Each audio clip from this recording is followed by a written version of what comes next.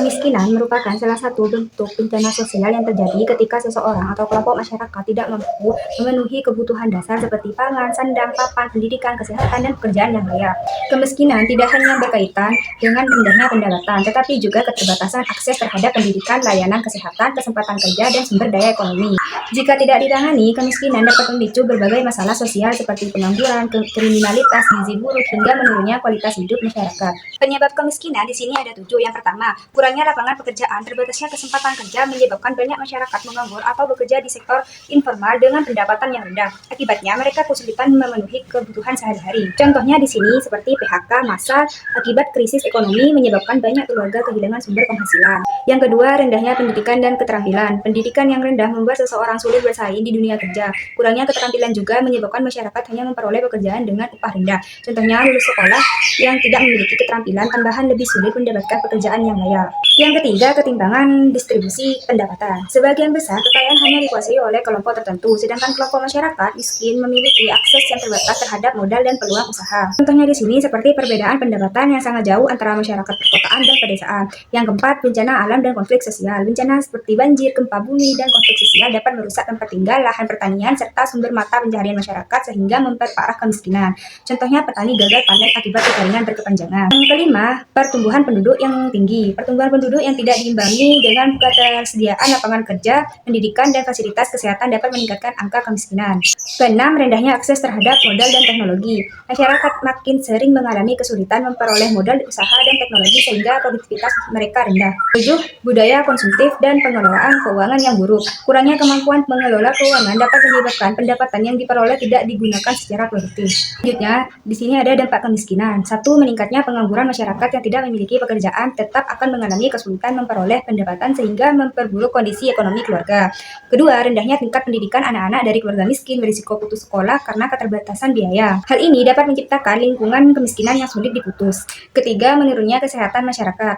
Kurangnya gizi dan akses terhadap layanan kesehatan menyebabkan peningkatnya angka penyakit stunting dan kematian bayi.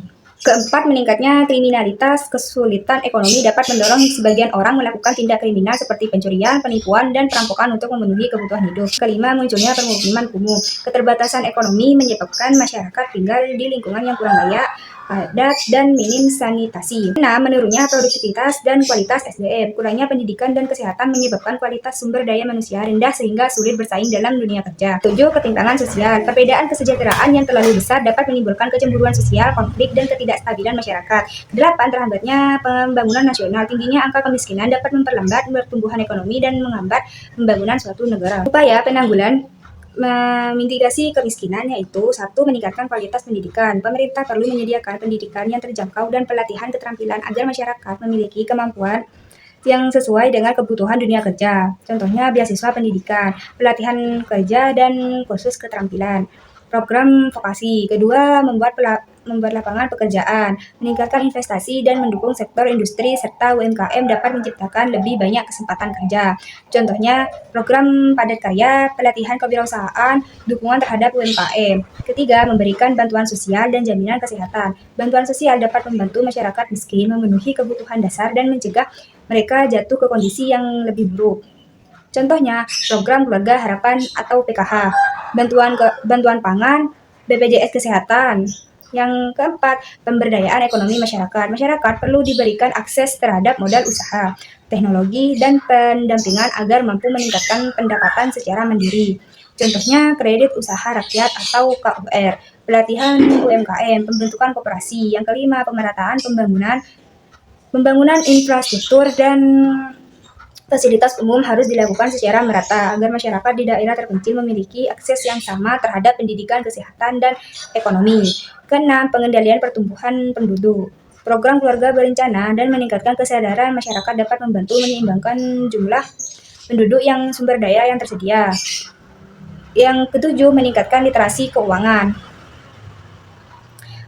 Masyarakat perlu dibekali kemampuan mengelola keuangan agar dapat menabung, berinvestasi, dan memanfaatkan pendapatan secara produktif.